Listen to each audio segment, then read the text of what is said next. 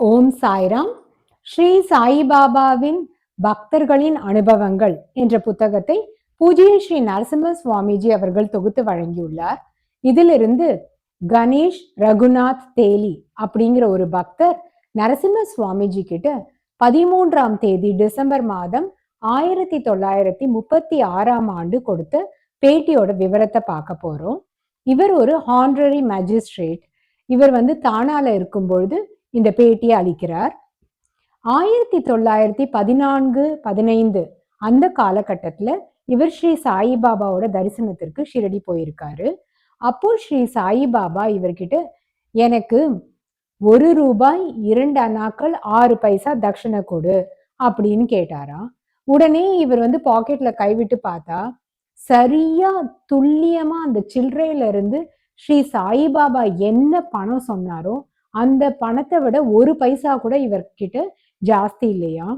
உடனே இவருக்கு ரொம்ப பிரமிப்பா இருந்திருக்கு. ஸ்ரீ சாயிபாபா எவ்வளவு அதீத சக்தி பெற்றவரா இருப்பாரு, இவ்வளவு துல்லியமா நம்ம பாக்கெட்ல இருக்க காசு அவருக்கு தெரிஞ்சு அதை தட்சணையா கேட்டிருக்காரே அப்படின்னு நினைச்சிருக்காரு. இவரோட ஒரு நர்ஸ், அவங்க சந்திரபாயின் பேரு, அவங்களும் இவரோட தரிசனத்துக்கு போயிருக்காங்க. பாபா அவங்க கிட்ட 6 ரூபாய் 7 அணாக்கள் கேட்டிருக்காரு. அவங்களோட பர்ஸ்லயும் அந்த பைசா மட்டும்தான் இருந்திருக்கு. 2 பேரும் பாபாவுக்கு தட்சணை கொடுத்திருக்காங்க. தரிசனம் முடிஞ்சு அதுக்கப்புறம் கொஞ்ச நேரம் கழிச்சு அன்னைக்கு ராத்திரியே இவங்க திரும்பி ஊருக்கு கிளம்பணும் அப்படின்னு முடிவெடுக்கிறாங்க. அதனால ஸ்ரீ சாயிபாபா கிட்ட போயிட்டு உத்தரவு கேட்கிறாங்க.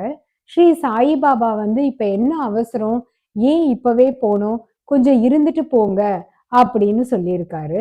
ஆனா அந்த அம்மா இல்லைங்க பாபா, தயவு செய்து எங்களை இன்னைக்கே போறதுக்கு அனுமதி கொடுங்க, இந்த மாதிரி ஊர்ல சில வேலைகள்லாம் இருக்கு, அதெல்லாம் நான் போய் உடனே பண்ண வேண்டியது இருக்கு, அதனால இன்னும் நிறைய நாள் இங்க இருக்க முடியாது, இன்னைக்கு போனாதான் சரியா இருக்கும், இன்னைக்கு ராத்திரியே எங்களுக்கு போறதுக்கு விடை கொடுங்க அப்படின்னு சொல்லி 2 பேரும் சொல்லியிருக்காங்க.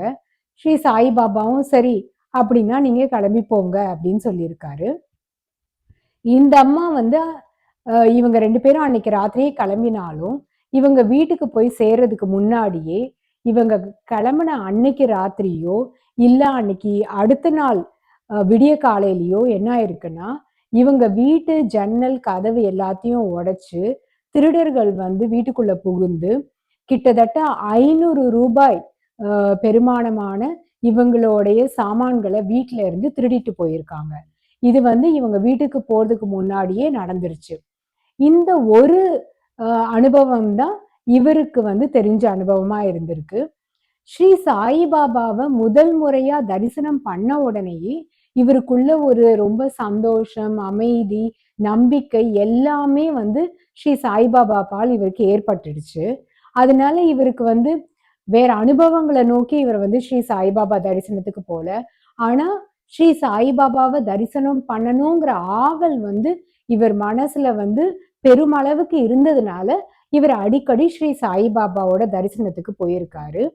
அங்க ஷிரடியில தரிசனம் பண்ணி அதுக்கப்புறமா இந்த இந்த தரிசனங்கள்லாம் நடந்த 1 வருடத்துல இவருக்கு ஒரு மகன் பிறந்திருக்காரு.